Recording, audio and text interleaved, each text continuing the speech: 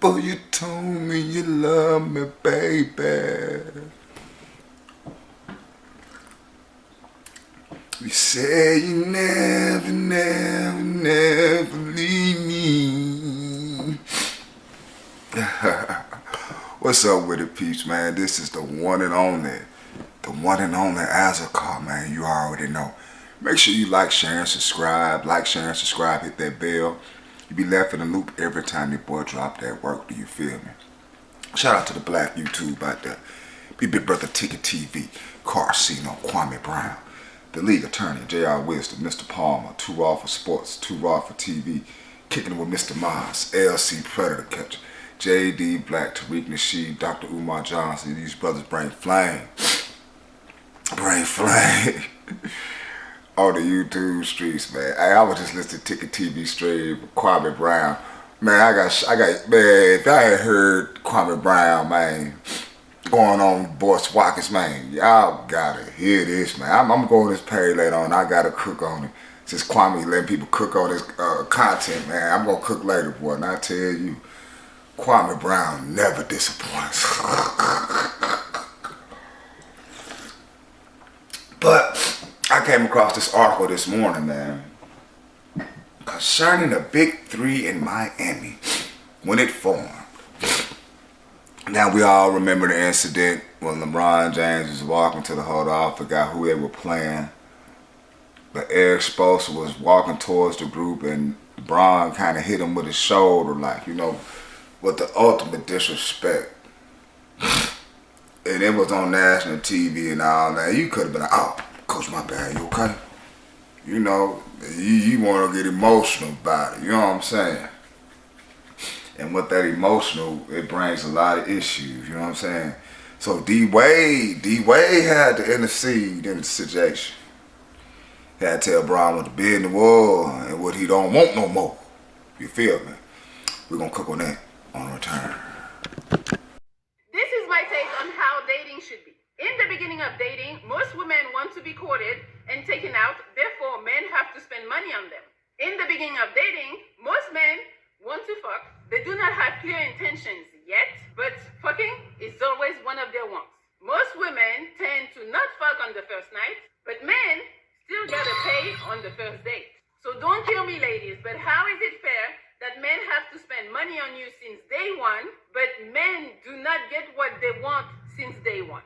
Since you ladies want to know the man a little more before you decide to share yourself with him sexually, which I totally understand and encourage, I think men should not pay for dates. Logic, right? Men should remove their money since you are removing your pussy. Each other's one should be put on the back burner until we get to know each other and feel comfortable. During that time, 50-50 should be applied on all dates, dinners, activities, everything. Once you reach that point of comfort, you ladies can give up the box and you men can start spending money on ladies. Like that, nobody gets used, nobody complains about, oh, bitches only want me for my money, and oh, motherfuckers only want me for my pussy. It's a win-win.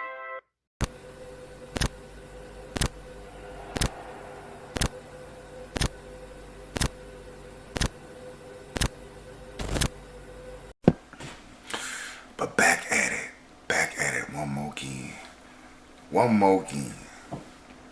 But yeah, D-Wade had to sit down like, hey man, Bron, nigga, you tripping. You don't want the Don to come back down this Mickey Ficky. I don't want none of that smoke. Regarding the situation when LeBron James, D-Wade let it be known LeBron James tried to get Eric Spoelstra fired, and no, wrong answer, LBJ. He said you don't want the Godfather to come down. D-Wade to LeBron James when he tried to get Eric Spoelstra fired. Ain't that crazy? Make sure you like, share, subscribe, Back in 2010, James and the Miami Heat wanted Eric Spoelstra fired as the team's head coach. Was it the Heat or was it just LeBron James? The Heat players at the time believed that Spoelstra wasn't competent enough to coach championship contender.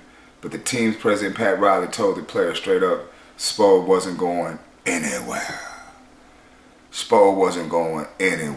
And y'all, see, this is what this new NBA thing do.